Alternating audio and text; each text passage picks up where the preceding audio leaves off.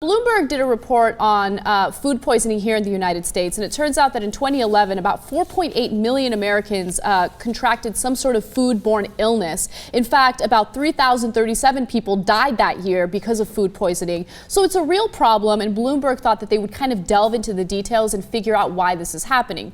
It turns out that the FDA is underfunded right now, and the Republicans have actually voted to cut more funding to the FDA. So they have limited resources when it comes to testing our food before it actually goes out to the markets.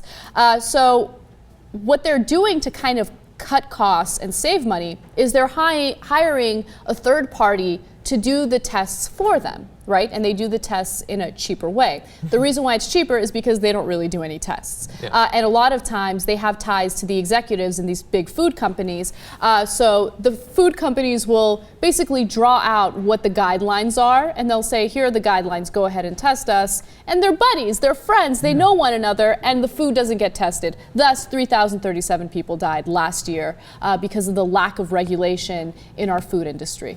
Yeah, it turns out that you can, surprise, surprise, save a lot of money by not actually going to the place you're supposed to inspect. And this is effectively like one step removed from self-regulation, which I would not trust at all. They do know these regulators in a lot of cases. The regulators don't have enough time to inspect all the food anyway, even if they wanted to, and so they often don't. The basis for this, or for this article, was that the House Republicans want to take money away, and their statement was, our food's 99% safe, man, so we don't need to start making sure that it's safe anymore.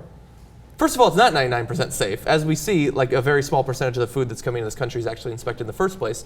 But even if that was the case, I want it to stay 99% safe.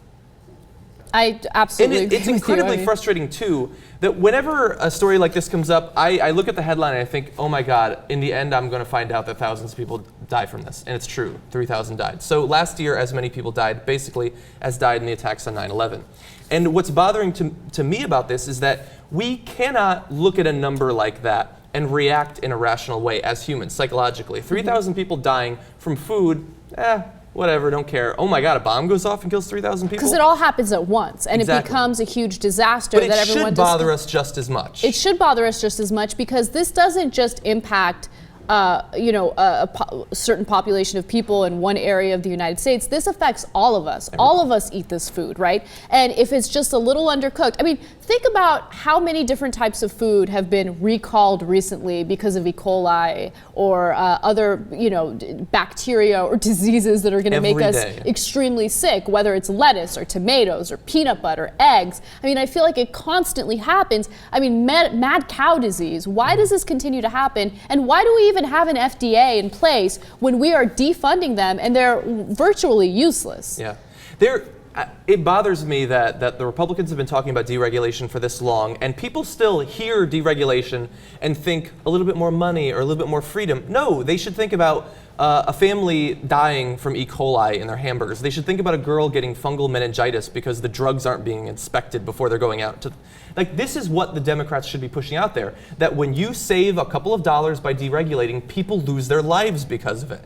And yeah, you may not see them on the news every day. It may just be a number. 50 people died from fungal meningitis. 40 people died from E. coli. But those people count just as much as if a Muslim had killed them. And also, when you really think about what we use our funds for, right? So like tax revenue.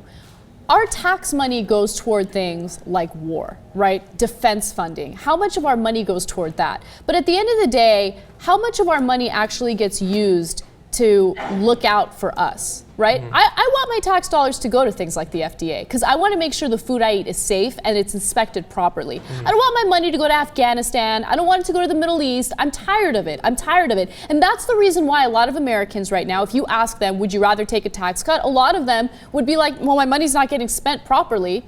A lot of informed people would say, well, right now, because of the deficits and all of that, we probably need to increase tax revenue.